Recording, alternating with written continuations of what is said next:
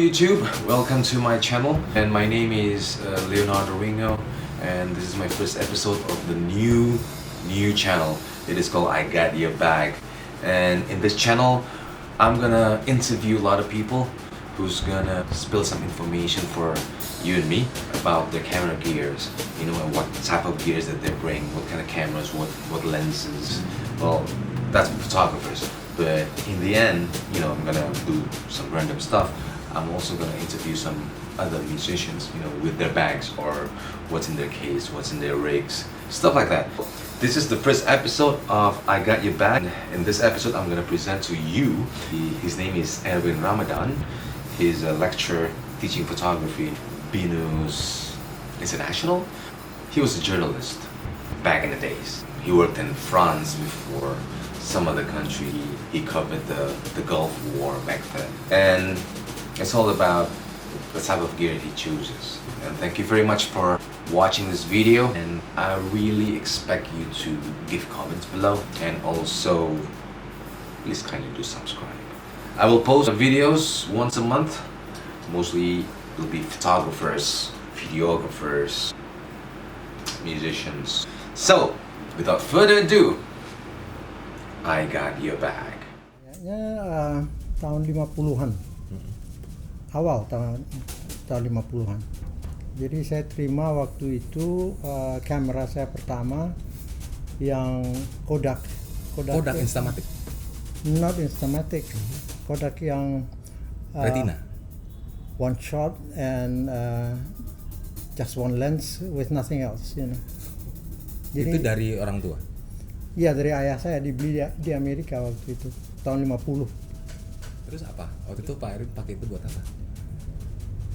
Ya belum terlalu mengerti bagaimana memakai alat foto, tapi udah mulai motret kiri kanan ya yang biasa-biasa aja, motret temen, motret keluarga, motret anjing, kucing, itu aja kan.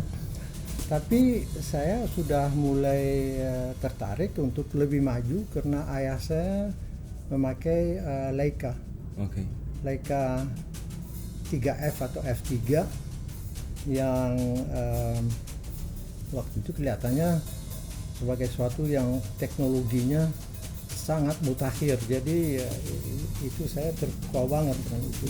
Dan sampai sekarang saya masih terpukau oleh teknologi Leica tahun 50. Bagaimana waktu itu sih Pak? Suasananya mahal nggak dulu nyetak film? Cukup mahal ya. Pakai uang jajan dulu. Nggak minta uang sama ayah. Mereknya biasanya Ilford atau Kodak. Fuji belum kedengeran. Terus dari situ Pak Erwin sampai ke professional photographer atau mungkin mulai menjadi apa ya? Bukan jurnalis. Bukan motret keluarga lagi begitu ya. Itu mulai kapan? Tahun berapa? Oh, itu mulai umur 20-an lah. Tapi sebelum itu juga terus-menerus motret, udah mulai mengarah ke landscape dan cityscape. Jadi saya pakai Leica karena lebih sulit, lebih lama ya processing dari ininya, dari memotretnya lebih lama kan. Karena tidak through the lens tapi dengan ini rangefinder. Nah, rangefinder membutuhkan pemikiran, framing dan compositionnya lebih sulit kan. Jadi saya senang memikirkan composition dan memikirkan focus point-nya dan mengubah focus point dan seterusnya. Hari-hari Pak Erwin sendiri apa bawaannya kalau motret? Kalau mau motret dengan menganalisa dan berpikir dan ada punya tujuan yang tidak instan ya, tidak seketika, saya pakai Leica. Ini Leica yang saya pakai khusus untuk hitam putih. Oke. Oh, this is monochrome. Oh, MA. Iya, tapi saya pakai untuk monochrome, untuk black and white. Alasannya? Kenapa M8 Pak Erwin? Karena M8 selain Leica monokrom adalah yang paling bagus untuk black and white. Nah ini ya ada aspek nostalgianya juga sih. Ini crop ya? Ini APC. Ini crop 1,33. 1,3 ya. Ya. Jadi ini umpamanya saya pakai lensa 35, jadi tambah sepertiga. 50. Jadi Kurang lebih 50. kurang lebih 50, dan lensa yang satu lagi yang saya pakai adalah ini. Jadi ini selalu di sini. Ya, selalu di sini. Ini ada unsur nostalgianya karena Sebelum ke sini, saya mau tanya dulu, ini lensa apa nih Pak? Yang ini sekarang lagi lensa terpasang. Sumaron Sumaron 2,5. 3,5. 3,5. Ya, Sumaron 50 mili. Jadi 50 mili sebenarnya 35 kalau di full frame. Iya. Ya. Nah ini kurang lebih 70.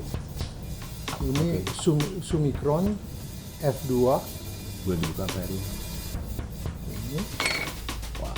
ini collapsible ya, Ini yang dari 50-an ya? dari tahun 50-an. Jadi begini, Oke. bisa dibuka begini, screw on.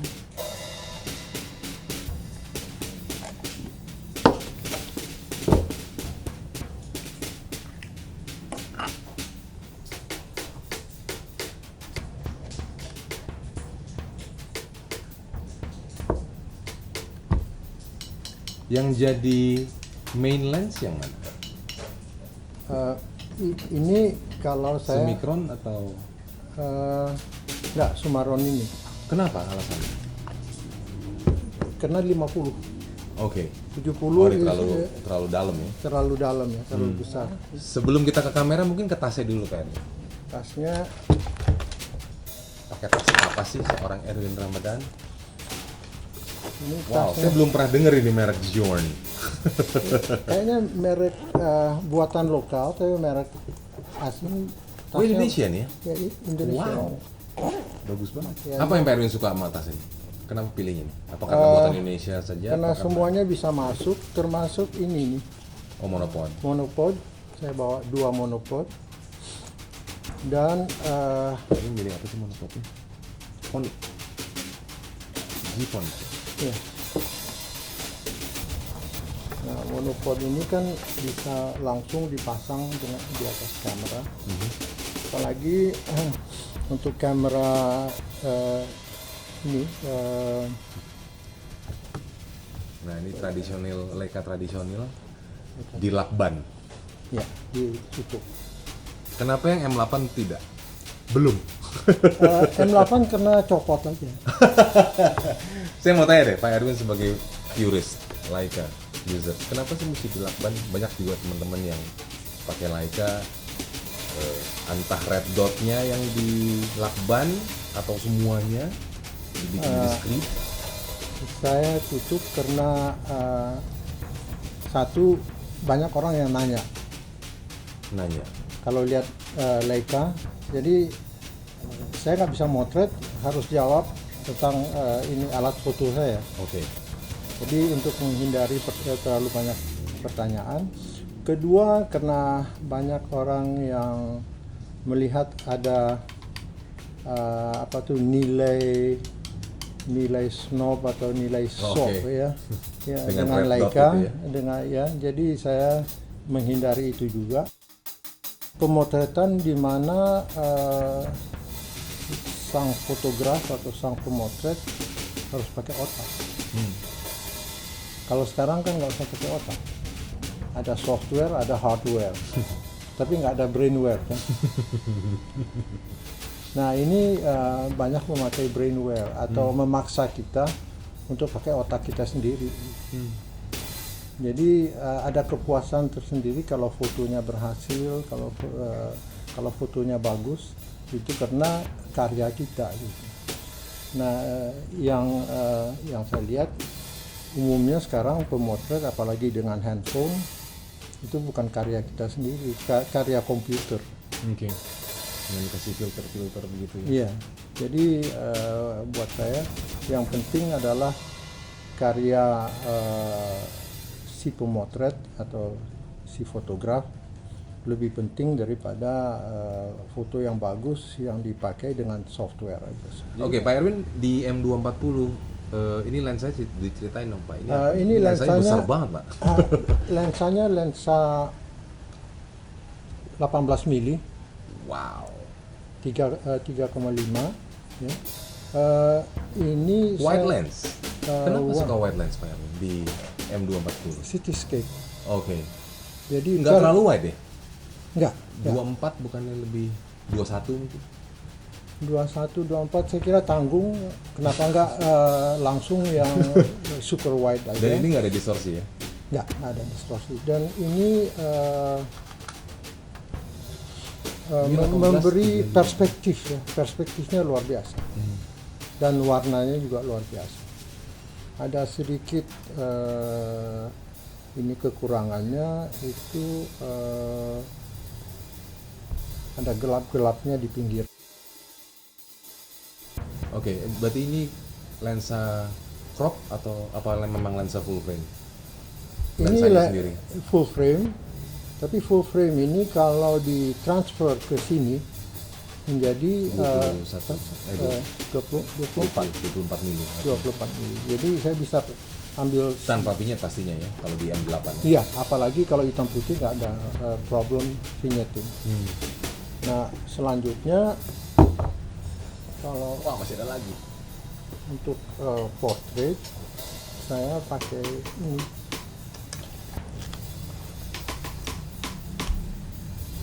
Dan untuk fotografi gaya ini ya, gaya jurnalistik, saya pakai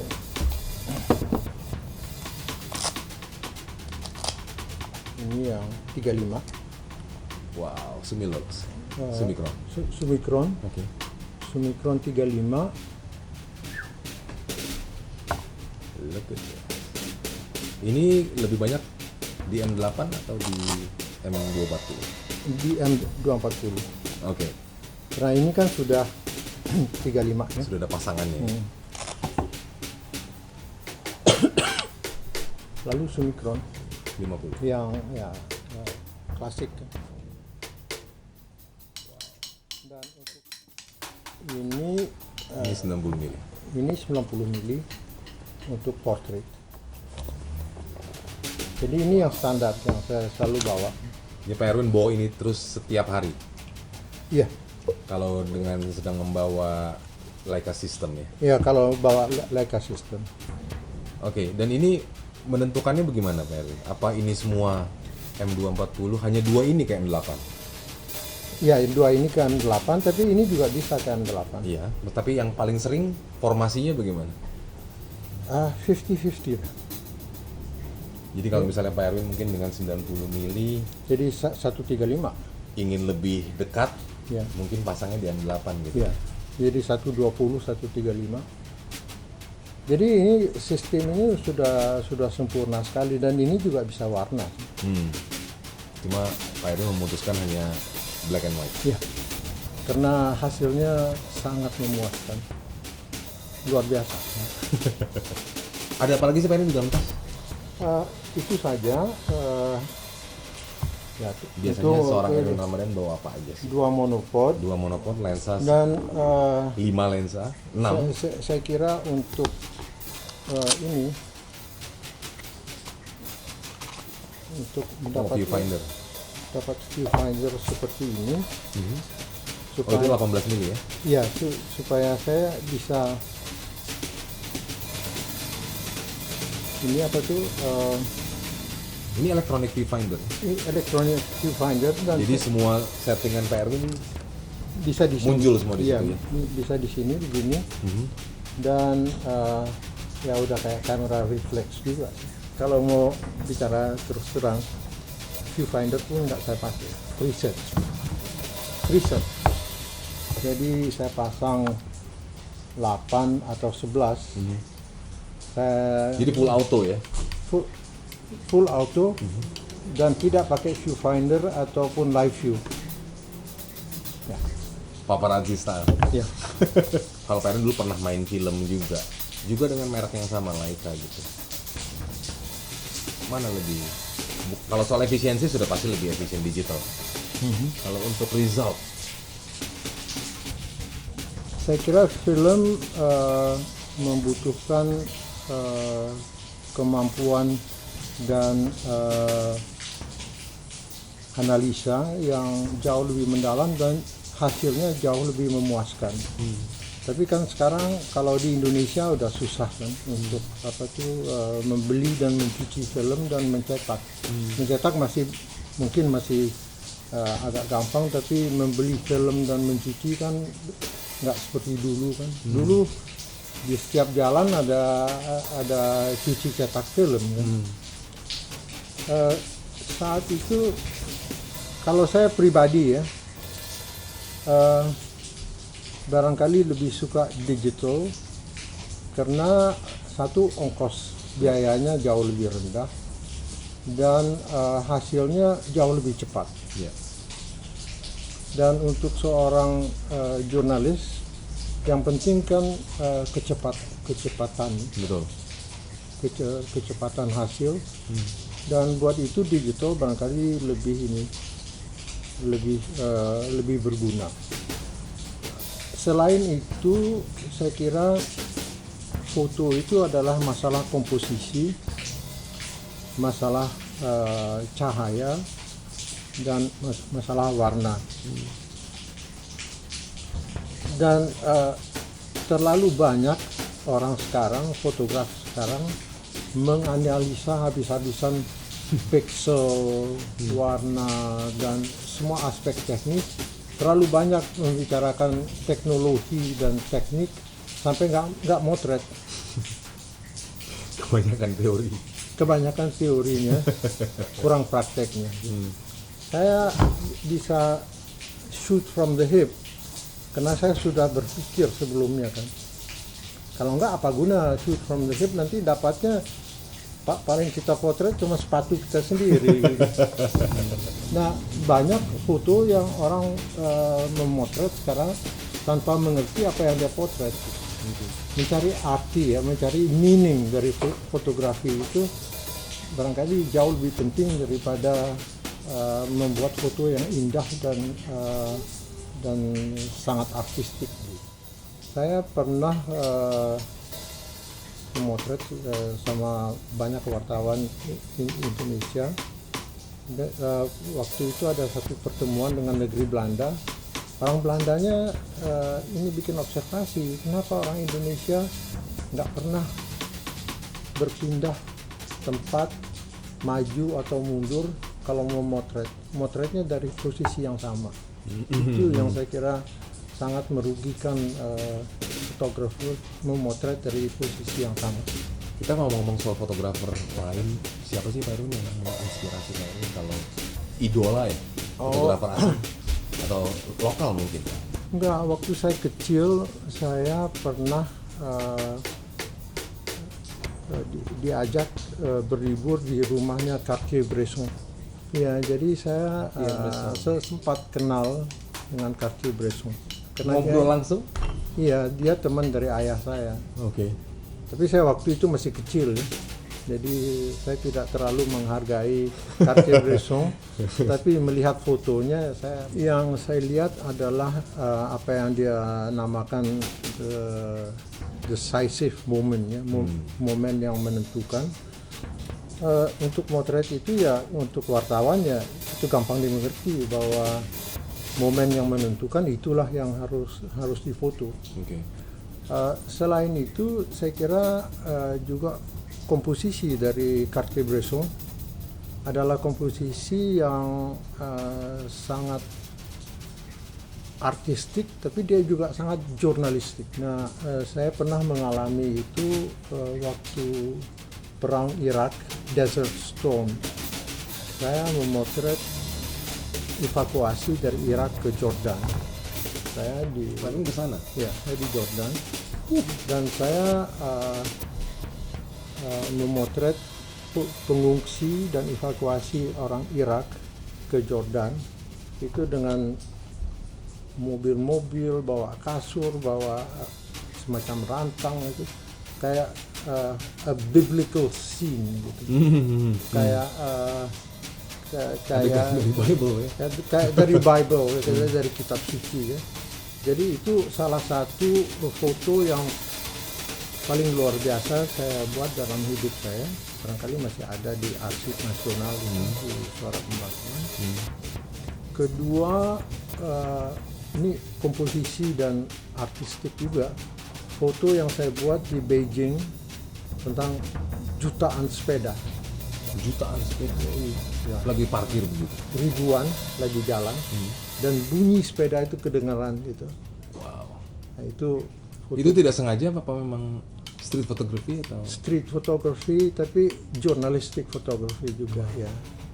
Dan hanya 3 kali dalam hidup saya benar-benar kagum dengan foto saya sendiri. Yang ketiga saya foto jembatan di Sungai Sen dengan latar belakang gedung-gedung lama, gedung-gedung antik Prancis, dan itu proporsinya geometrical perfection. Sekarang saya mau nanya Pak Erwin nih. Terakhir nih Pak Erwin, pertanyaannya. What makes it a good photograph? Bisa menerjemahkan atau menggambarkan suasana yang sesungguhnya dalam hidup ini dan menangkap kebenaran dan kesungguhan dalam hidup ini. Catch the truth. Terima kasih Pak Erwin sudah hadir di I Got Your Back.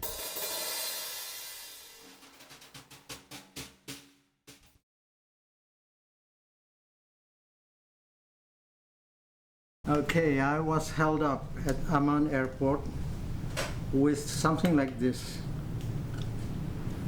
So you can guess what it is.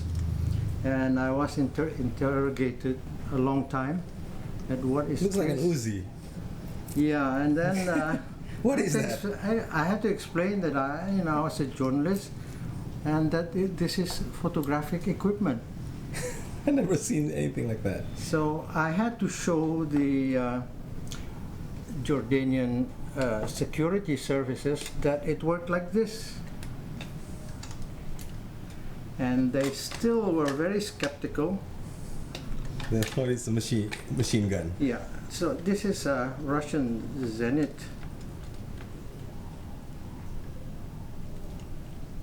This is a Russian Zenit, 300 millimeters. And still it looks very military, you know. Guys, there you have it. That was the interview.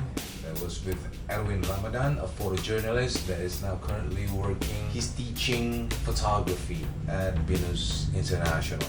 So before I wrap this up, thank you very much to Erwin Ramadan for his time, and thank you for all of you who have watched this video. And please give your thumb up. Please like this video if you want me to keep posting these kind of videos in this I Got Your Bag, and please do subscribe. And I'll see you guys in the next episode of I Got Your Bag, which is due to be next month. I'm Leonardo Reno. I'm signing off. Bye bye.